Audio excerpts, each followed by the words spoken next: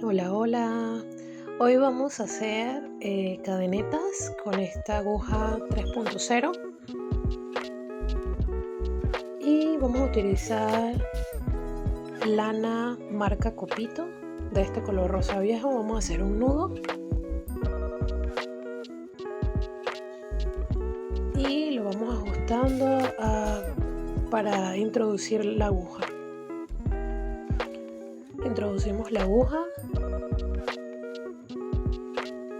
nos posicionamos en la parte de atrás, jalamos y metemos por el agujero. La parte de atrás, jalamos y sacamos por el agujero la hebra de lana, así hasta terminar y practicar lo que son el punto cadenetas.